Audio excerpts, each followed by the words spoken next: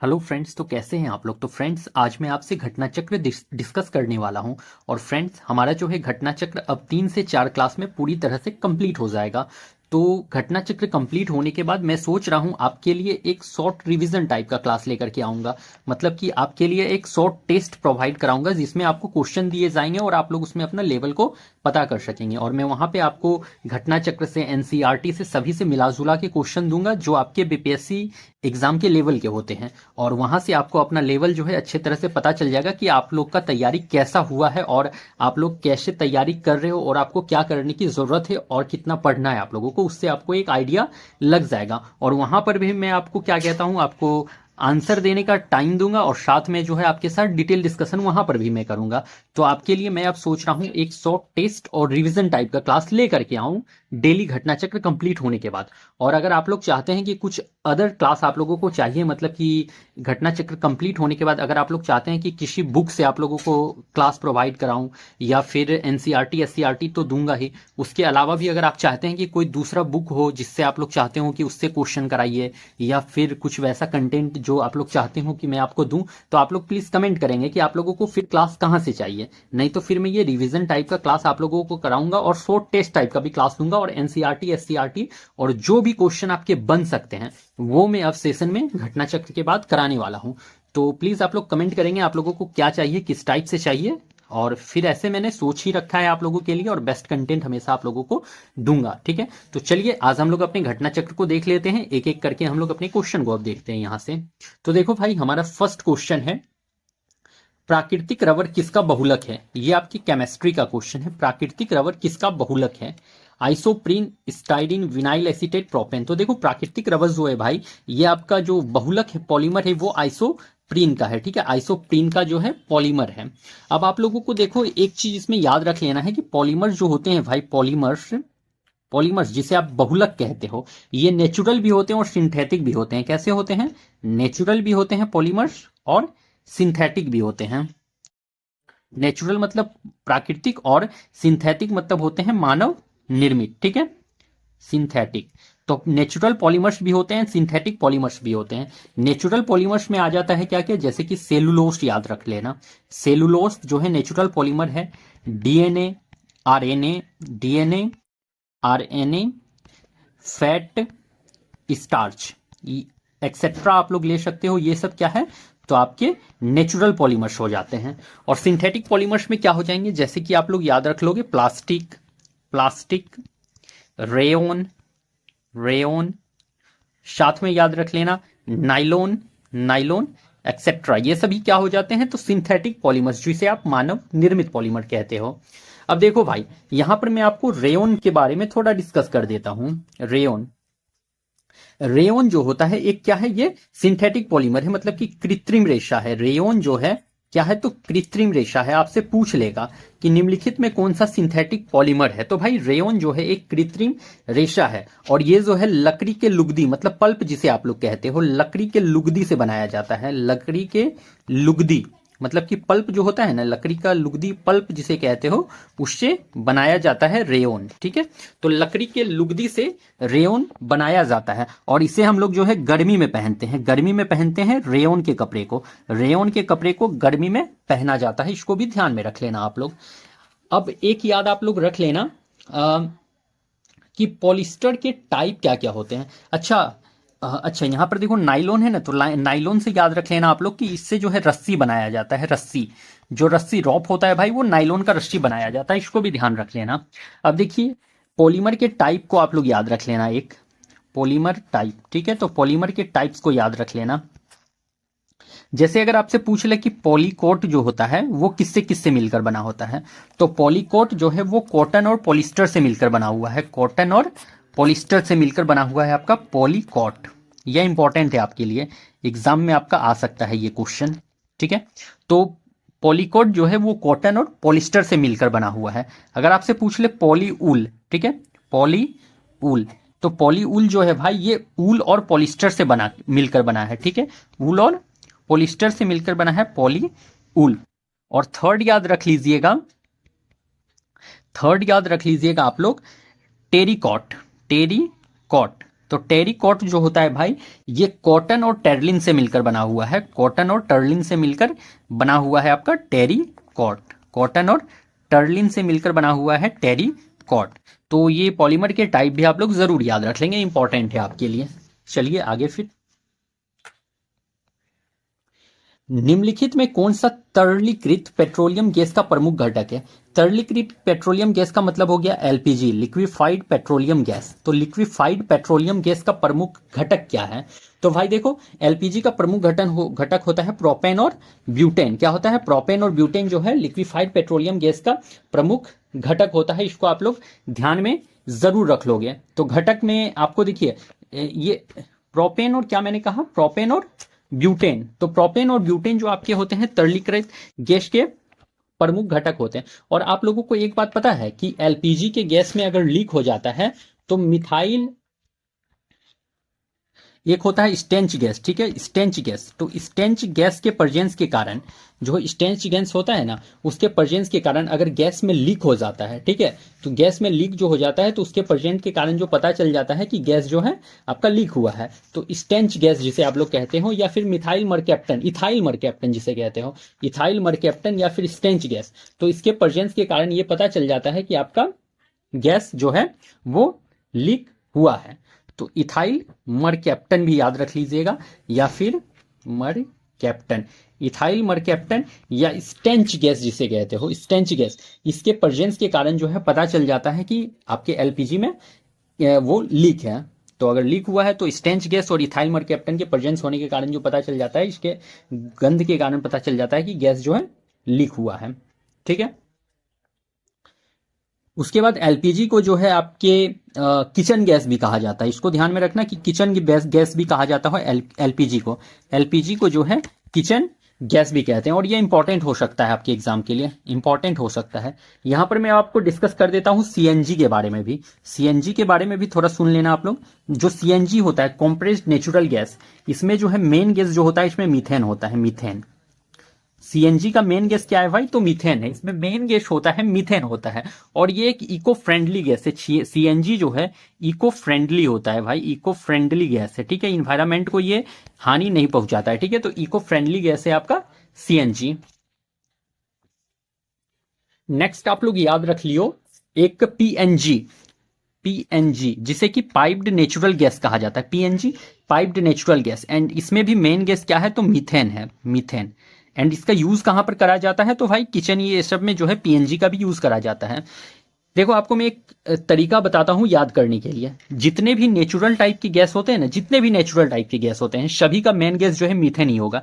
ये एक आपको मैं क्या बोलूं, एक शॉर्ट ट्रिक दे रहा हूं कि जितने भी नेचुरल टाइप के गैस होते हैं सभी का जो है मेन गैस जो है मीथेन होता है। इसको ध्यान में रखिएगा आप लोग, फायदा आपको दे देगा, थोड़ा हेल्प मिलेगा आपको जरूर इससे, कि जितना भी नेचुरल टाइप का गैस होगा तो मेन गैस क्या है? तो मीथेन है सभी में। ठीक है। अगर मान लो आपसे एलएनजी पूछ ले, एलएनजी लिक्विफाइड नेचुरल गैस, तो इसमें भी जो है मेन गैस जो है भाई ये भी मीथेन ही हो जाता है, मीथेन। एलएनजी का भी मेन गैस मीथेन। अगर पूछ ले कि डंग गैस जो होता है, गोबर गैस जो होता है, डंग गैस जिसे कि गोबर गैस कहते हो, इसमें मेन गैस क्या है? तो इसमें भी मेन गैस जो है भाई इसमें भी मीथेन ही है, मीथेन ही है। ठीक है, तो डंग गैस का भी, गोबर गैस का भी मेन गैस जो है मीथेन ही है। और डंग गैस को ही बायोगैस भी कहा जाता है। ठीक है, तो डंग गैस या बायोगैस का मेन गैस मीथेन है। ओके, चलिए आगे फिर और भी गैस को अभी डिस्कस कर लेता हूं।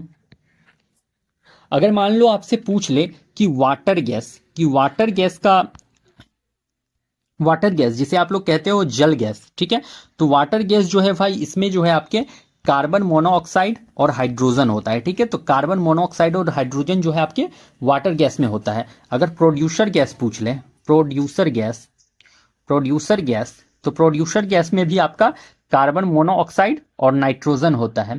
प्रोड्यूसर गैस में कार्बन मोनोऑक्साइड और नाइट्रोजन होता है, एंड वाटर गैस में कार्बन मोनोऑक्साइड एंड हाइड्रोजन होता है। ओके फ्रेंड्स, आई होप आपको इतना बात समझ में आ रहा होगा। तो आप लोग अच्छे तरीके से सभी नोट्स को बना लेना, लिख लेना अपनी कॉपी में। देखो मीथेन गैस एक याद रख लेना आप लोग, methane gas, methane gas, methane gas को मार्श गैस भी कहा जाता है। क्या कहा जाता है? तो मार्श गैस भी कहते हैं। तो मीथेन गैस को मार्स गैस भी कहते हैं। ठीक है, तो मार्श गैस भी कहते हैं मीथेन गैस को। और जो इसका मीथेन गैस का स्रोत है, सोर्स कौन कौन सा है बता सकते हैं आप लोग? तो मीथेन गैस आखिर कहाँ कहाँ से निकलता है? तो मीथेन गैस जो निकलता है वो धान के खेत से, धान के खेत से मीथेन गैस, धान के खेत से, गोबर से, गोबर से, आर्द्र भूमि स्थल से, आर्द्र भूमि स्थल से, आर्द्र भूमि स्थल से, धान के खेत से, गोबर से, आर्द्र भूमि स्थल से, और चौपायों के मुंह से, जैसे गाय वगैरह जो होते हैं उनके मुंह से, तो चौपायों के मुंह से, ये सभी से क्या निकलता है? तो मीथेन गैस निकलता है।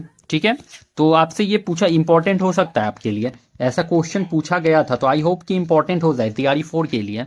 तो मीथेन गैस अगर पूछ ले आपसे कि इसका सोर्स कहां से ये निकलता है, तो मीथेन गैस जो है धान के खेत, गोबर से, आर्द्रभूमि स्थल से, चौपायों के मुंह आदि से जो है मीथेन गैस निकलते हैं। ठीक है, और मीथेन गैस को ही ग्रीन हाउस गैस भी कहा जाता है, green house gas, methane gas को ग्रीन हाउस गैस भी कहा जाता है।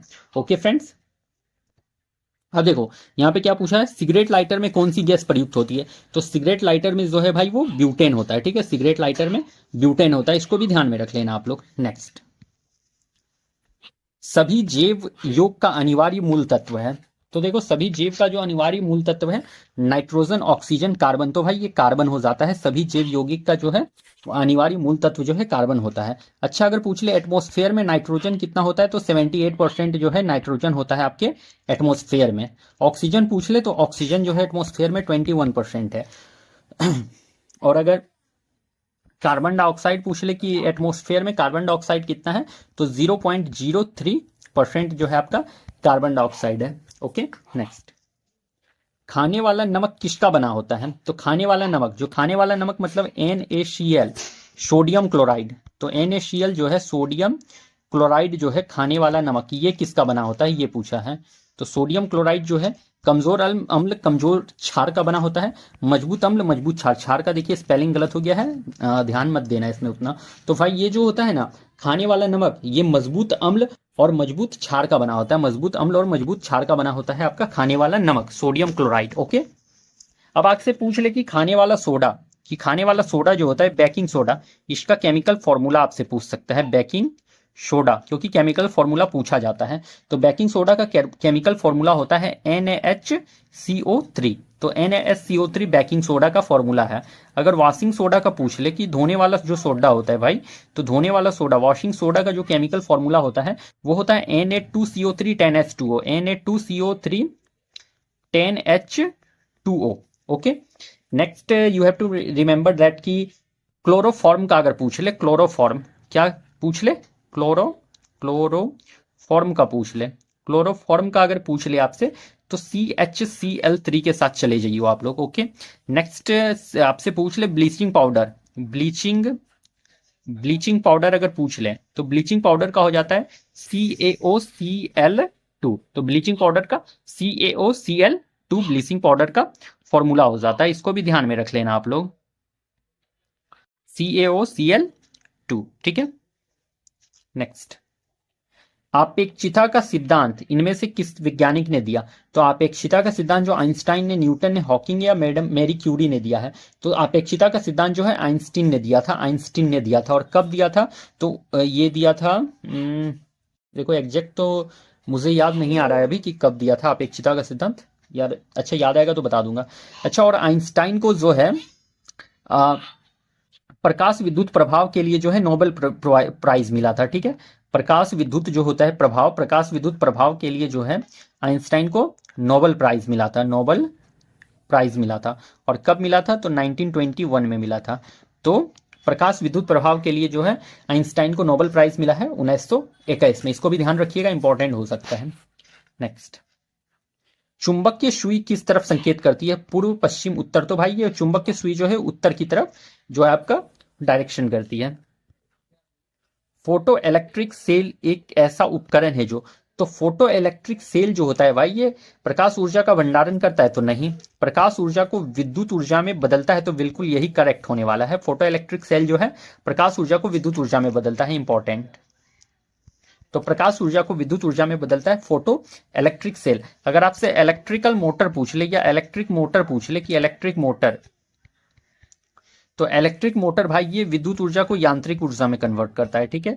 विद्युत को किस में? विद्युत को यांत्रिक ऊर्जा में ये कन्वर्ट करता है, यांत्रिक। तो विद्युत ऊर्जा को यांत्रिक ऊर्जा में कौन बदलता है? तो इलेक्ट्रिक मोटर। नेक्स्ट, सुंडा ट्रेंच किस द्वीप में स्थित है? तो सुंडा ट्रेंच जो है भाई ये जावा, सुमात्रा, मालदीव, मॉरिशस। तो देखिए ये जावा में भी स्थित है, सुमात्रा, मतलब दोनों इसका करेक्ट होने वाला है। जावा और सुमात्रा द्वीप में जो है आपका सुंडा ट्रेंच स्थित होता है। नेक्स्ट, स्वेज नहर जोड़ती है, इंपॉर्टेंट हो सकता है आपके लिए। तो स्वेज नहर जो है भूमध्य सागर को लाल सागर से जोड़ती है, ठीक है। तो भूमध्य सागर को लाल सागर से जोड़ती है। और स्वेज नहर आखिर बना कब था, बता सकते हैं आप लोग? तो स्वेज नहर जो बना था ये 1869 में जो है स्वेज नहर बनकर तैयार हुआ था। 1869 में स्वेज नहर बनकर तैयार हुआ था और ये भूमध्य सागर को लाल सागर से जोड़ता है। अगर आपसे पूछ ले कि पनामा कैनल, कि पनामा जो कैनल है भाई, पनामा कैनाल, तो पनामा कैनाल जो है, पनामा कैनाल जो है ये कब बना था? तो ये देखो बनकर कंप्लीट हुआ था 1914 में। पनामा कैनाल जो बनकर तैयार हुआ था 1914 में। एंड ये प्रशांत महासागर को कैस्पियन महासागर से जोड़ता है। प्रशांत महासागर को कैस्पियन महासागर से जोड़ता है, ठीक है। तो प्रशांत महासागर को कैस्पियन महासागर से जोड़ता है। पनामा कनाल जो होता है प्रशांत महासागर को कैस्पियन महासागर से जोड़ता है, बनकर तैयार हुआ था 1914 में। विश्व का सबसे बड़ा डेल्टा निर्मित है, तो भाई ये गंगा ब्रह्मपुत्र द्वारा जो है विश्व का सबसे बड़ा डेल्टा निर्मित होता है। गंगा ब्रह्मपुत्र नदी के द्वारा जो है विश्व का सबसे बड़ा डेल्टा निर्मित होता है। संसार की छत किसे कहते हैं? संसार की छत जो है पामीर का पठार, तो यही करेक्ट है। संसार की छत जो है पामीर का पठार को कहा जाता है।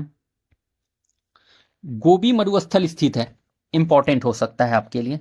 तो गोबी मरुस्थल जो है भाई ये चीन में, तो बिल्कुल ये चीन में ही स्थित है आपका गोबी मरुस्थल। अगर यहां ऑस्ट्रेलिया की बात हुई है तो ऑस्ट्रेलिया से याद रख लेना आप लोग ग्रेट विक्टोरिया। ग्रेट विक्टोरिया जो मरुस्थल होता है, great Victoria, great Victoria, great Sandy, great Sandy, ठीक है। उसके बाद याद रख लेना गिब्बन, गिब्बन, ठीक है। तो great Victoria, great Sandy, Gibbon and एक ये सिमन शायद था, सिमन ही शायद है जैसा कि मुझे याद है। तो सिमन, ठीक है, या सिमोम ऐसे कुछ था, ये कंफर्म नहीं हूं बट एक है ऐसा ही नाम। तो great Victoria, great Sandy, Gibbon ये सभी जो है आपके कहाँ के? तो ऑस्ट्रेलिया के डेजर्ट हो जाते हैं। अगर मान लो कि आपसे सहारा पूछ ले कि सहारा कहाँ का है, तो सहारा है भाई आपके उत्तरी अफ्रीका का। उत्तरी अफ्रीका का है आपका सहारा, उत्तरी अफ्रीका का सहारा है डेजर्ट, उत्तरी अफ्रीका का डेजर्ट है सहारा। अगर कालाहारी पूछ ले, कालाहारी, कालाहारी जो है आपके दक्षिण अफ्रीका का है, दक्षिण अफ्रीका का डेजर्ट है कालाहारी, दक्षिण अफ्रीका का डेजर्ट है कालाहारी, इसको भी ध्यान में रख लीजिएगा। अच्छा एक यहां पर याद रख लेना आप लोग ऑस्ट्रेलिया से, ऑस्ट्रेलिया को प्यासी भूमि का देश भी कहते हैं, प्यासी भूमि का देश। तो प्यासी भूमि का देश ऑस्ट्रेलिया को कहा जाता है। प्यासी भूमि का देश किसे कहते हैं? तो ऑस्ट्रेलिया को प्यासी भूमि का देश कहा जाता है मेरे भाई। पंपास घास का मैदान है, बताओ कहाँ है पंपास घास का मैदान? ये तो मैंने पहले भी शायद करा रखा है आपको, तो बता ही सकते हो। पंपास जो है आपके अर्जेंटीना, तो बिल्कुल अर्जेंटीना में ही ये पंपास घास का मैदान इंपॉर्टेंट हो सकता है आपके लिए। अब ऑस्ट्रेलिया की बात हुई है तो ऑस्ट्रेलिया का याद रख लेना डाउन्स, ठीक है। तो डाउन्स जो है भाई ये ऑस्ट्रेलिया के घास के मैदान को डाउन्स कहा जाता है, ऑस्ट्रेलिया के घास के मैदान को डाउन्स। ब्राजील का पठार यहाँ पे देख रहे हो, तो ब्राजील का पठार के घास के मैदान को कंपोस कहा जाता है, कंपोस। ब्राजील के घास के पठार को, ब्राजील के पठार के घास के मैदान को कंपोस कहा जाता है। एंड दक्षिण अफ्रीका के घास के मैदान को वेल्स कहा जाता है। क्या कहते हैं? तो वेल्स कहते हैं आपके दक्षिण अफ्रीका के घास के मैदान को, वेल्स। वेल्स जो है दक्षिण अफ्रीका के घास के मैदान को वेल्स कहा जाता है। एंड कंपोज ब्राजील के पठार के घास के मैदान को कहते हैं। निम्नलिखित देश में कौन सा देश गेहूं के उत्पादन में सबसे बड़ा है? तो गेहूं के उत्पादन में, तो गेहूं के उत्पादन में सबसे बड़ा देश कौन सा है बता दो आप लोग? चीन, भारत, रूस, इनमें से कोई नहीं। तो गेहूं के उत्पादन में सबसे बड़ा है भाई वो चीन हो जाता है। फर्स्ट नंबर में चीन है गेहूं के उत्पादन में। सेकेंड नंबर अगर पूछ ले तो सेकेंड नंबर में आपका भारत आता है गेहूं के उत्पादन में। सेकेंड नंबर पे रैंक पे भारत है आपका, तो सेकेंड रैंक पे भारत है, हमारा प्यारा भारत जो है सेकेंड रैंक पे आता है गेहूं के उत्पादन में। अगर निर्यातक में पूछ ले कि निर्यातक में कौन है सबसे फर्स्ट रैंक पे उत्पादन में, तो चीन है भाई, तो निर्यातक में भी तो पूछ सकता है कि निर्यातक में कौन है, तो निर्यातक में रूस हो जाता है। ठीक है, तो रशिया जो है आपके, रूस जो है वो निर्यातक में है। ठीक है, तो निर्यातक में रूस हो जाता है, गेहूं के निर्यातक में रूस सबसे टॉप पे आता है, एंड उत्पादन में चीन टॉप पे आता है, सेकंड में भारत। अच्छा, अगर चावल के उत्पादन में पूछ ले कि कौन टॉप पे है, बताओ तो आप लोग, चावल के उत्पादन में टॉप पर कौन है? तो चावल के उत्पादन में टॉप पर है भाई वो चीन है। ठीक है, चीन। एंड सेकंड में क्या आता है? तो सेकंड में हमारा जो है इंडिया, यारा इंडिया जो है हमारा सेकंड नंबर पे आता है। एंड अगर पूछ ले इंडिया में सबसे टॉप पर कौन है चावल उत्पादन में, तो वेस्ट बंगाल है। वेस्ट बंगाल, जो पश्चिम बंगाल है, वो चावल के उत्पादन में सबसे टॉप पर है। और जूट का भी उत्पादन सबसे ज्यादा वेस्ट बंगाल में ही होता है, जूट का और चावल का उत्पादन सबसे ज्यादा वेस्ट बंगाल में। ओके, अस्थाई बंदोबस्त किसके साथ किया गया? जमींदारों के साथ। तो बिल्कुल अस्थाई बंदोबस्त जो है जमींदार के साथ करा गया था। ठीक है, और आखिर ये अस्थाई बंदोबस्त स्टार्ट किसने करा था, ये तो पूछा जा सकता है ना कि कब स्टार्ट हुआ, किसने करा। तो देखिए, अस्थाई बंदोबस्त स्टार्ट करा था कार्नवालिस ने। किसने? कार्नवालिस ने स्टार्ट करा था अस्थाई बंदोबस्त। कार्नवालिस ने स्टार्ट करा था अस्थाई बंदोबस्त, और कब? तो 1793 में, 1793 में कार्नवालिस ने जो है अस्थाई बंदोबस्त स्टार्ट करा था, 1793 में। और किसके साथ? तो जमींदारों के साथ स्टार्ट करा था। बिहार में परमानेंट सेटलमेंट लागू करने का क्या कारण था? इंपॉर्टेंट हो सकता है, बिहार से रिलेटेड क्वेश्चन है, मे बी कि इंपॉर्टेंट हो आपके एग्जाम के लिए। तो बिहार में परमानेंट सेटलमेंट लागू करने का कारण, जमींदारों का जमीन पर अधिकार न रहना, ये तो नहीं है। जमींदारों के लिए जमीन पर वंश परंपरागत अधिकार को स्वेच्छा से हस्तांतरित करने का अधिकार, तो नहीं भाई, ये तो नहीं होना है। भू राजस्व का राजस्व निर्णय करना, ये तो होगा। ठीक है, जमींदारी प्रथा का निर्मूलन, तो ये नहीं होने वाला है। मतलब कि ऑप्शन नंबर सी जो है सिर्फ यहां पर करेक्ट देखने को मिल रहा है। रैयतवाड़ी व्यवस्था सर्वप्रथम कहां लागू की गई? तो रैयतवाड़ी व्यवस्था सर्वप्रथम कहां लागू हुआ है? तो गुजरात, मद्रास। तो मद्रास में रैयतवाड़ी व्यवस्था सबसे पहले लागू हुआ है। और किसने लागू करा है? तो रीड ने लागू करा था, रीड। ठीक है, तो रीड जो है वो लागू करे थे, और कब? तो 1792 में, 1792 याद रख लीजिएगा, 1792 में रीड ने लागू करा है रैयतवाड़ी व्यवस्था, मद्रास में सबसे पहले लागू करा है। भारत माता को किसने पेंट किया था? तो भारत माता अवनींद्र नाथ टैगोर। तो बिल्कुल अवनींद्र नाथ टैगोर भारत माता को पेंट किए थे। और कब ये पेंट करा गया था? तो 1905 में, 1905 में। ठीक है, तो 1905 में जो है भारत माता को पेंट किया गया था। 1905 से याद रख लीजिएगा सर्वेंट्स ऑफ इंडिया सोसाइटी, 1905 में सर्वेंट्स ऑफ इंडिया सोसाइटी भी बना था, India society. Servants of India society किसने बनाया था भाई? तो ये गोपाल कृष्ण गोखले ने, Gopal Krishna Gokhale. Servants of India society किसने बनाया है? तो गोपाल कृष्ण गोखले ने बनाया था। और गोपाल कृष्ण गोखले जो होते हैं महात्मा गांधी के राजनीतिक गुरु, गांधी जी के, गोपाल कृष्ण गोखले कौन थे? तो गांधी जी के क्या थे? राजनीतिक गुरु थे, पॉलिटिकल लीडर थे, राजनीतिक गुरु। तो गांधी जी के राजनीतिक गुरु कौन हो जाते हैं? गोपाल कृष्ण गोखले। इतना बात को ध्यान में रख लेना है, नोट कर लेना इसको आप लोग। इंग्लैंड में लॉर्ड्स के सदन में भारतीय स्वतंत्रता विधेयक कब पारित हुआ? इंग्लैंड में लॉर्ड्स के सदन में पूछा है, लॉर्ड्स के सदन में, लॉर्ड्स के सदन में भारतीय स्वतंत्रता विधेयक कब पारित हुआ? अगर लॉर्ड्स के सदन में पूछ ले तो दे दीजिएगा आप लोग 16 जुलाई 1947। लॉर्ड्स के सदन में दे दे तो 16 जुलाई 1947। अगर पूछ ले कि हाउस ऑफ कॉमन में कब पारित हुआ था, तो 15 जुलाई 1947। अगर हाउस ऑफ कॉमन में कब पारित हुआ था ये पूछ ले, हाउस ऑफ कॉमन में कब पारित हुआ था, तो 15 जुलाई 1947। एंड लॉर्ड्स में कब पारित हुआ है? तो 16 जुलाई 1947। ठीक है, तो हाउस ऑफ कॉमन 15 जुलाई 1947 याद रख लेना है, एंड हाउस ऑफ लॉर्ड्स 16 जुलाई 1947। कॉमन है तो समझ लो ना, इस तरह से याद रख लो ट्रिक से कि कॉमन है तो नॉर्मल पीपल है तो थोड़ा उसका कम डेट होगा। लॉर्ड से मतलब कि भगवान है तो पावर है, तो इसीलिए उसका जो है पावर ज़्यादा है, तो इसीलिए डेट भी ज़्यादा होगा। इस तरह से थोड़ा सा ट्रिक लगा कि याद रख लो, आप लोग इजिली याद रह जाएगा। मुस्लिम लीग और भारतीय राष्ट्र कांग्रेस द्वारा लखनऊ संधि पर हस्ताक्षर कब किया गया?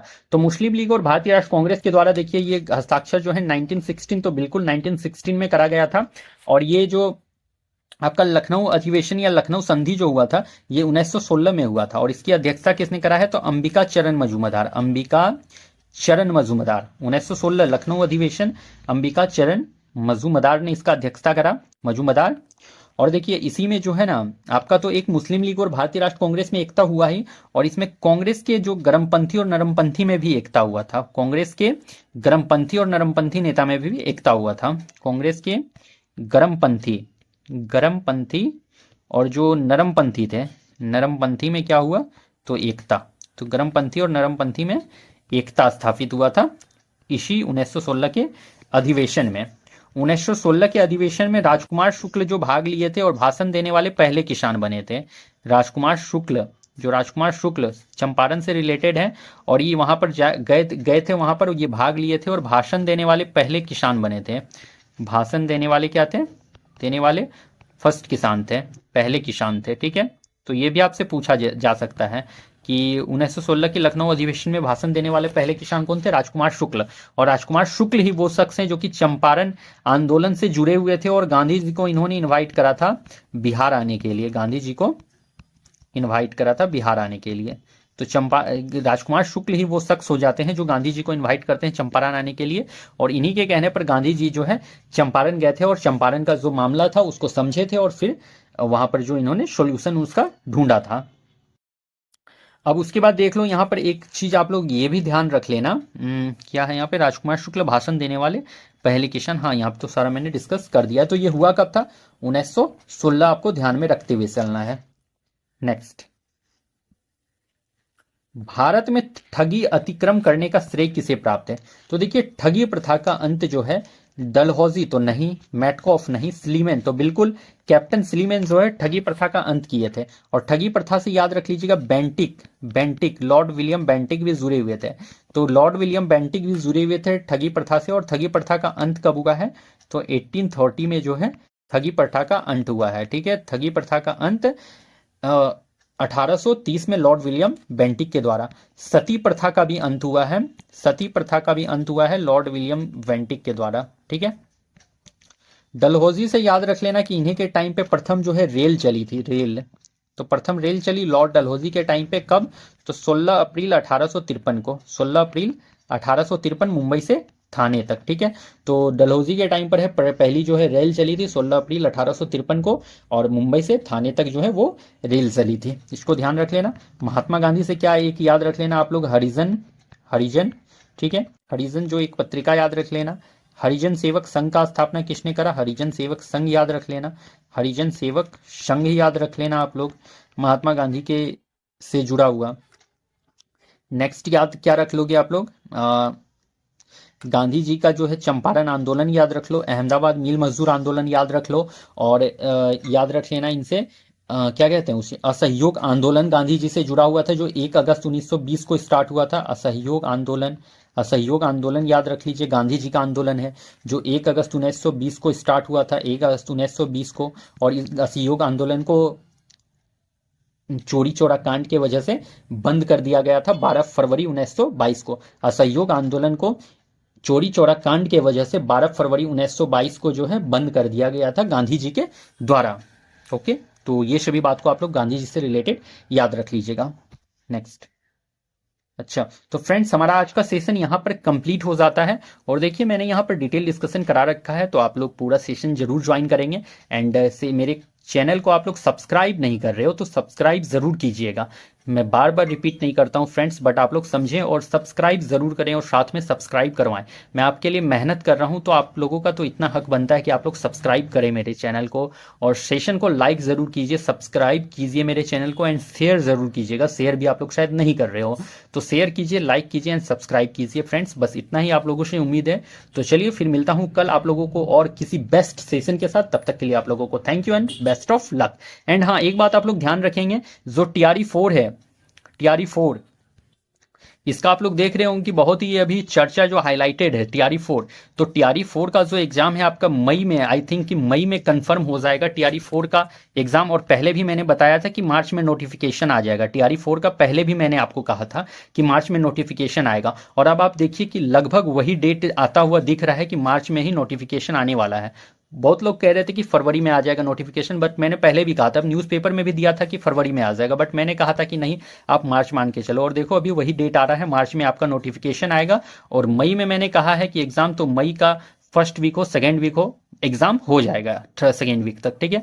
तो आप लोग प्रिपरेशन में अपने जुड़ जाइए। तो और TRE 4 जो है अभी तो आपको कितना 80,000 प्लस जो है आपका TRE 4 में जो हमारे जो सम्राट चौधरी हैं, बिहार के उप मुख्यमंत्री सम्राट चौधरी जी, उन्होंने कहा है कि 80,000 प्लस जो है आपको वैकेंसी देखने को मिलेगा TRE 4 में। तो एक बड़ी वैकेंसी आ रही है, तो आप लोग अपनी तैयारी को और बेहतर बनाइए, और अच्छा स्कोर करने का मौका है तो अच्छा स्कोर कीजिए अपने तैयारी के साथ। तो चलिए फिर मिलता हूँ कल नेक्स्ट सेशन के साथ, तब तक के लिए आप लोगों को thank you and best of luck.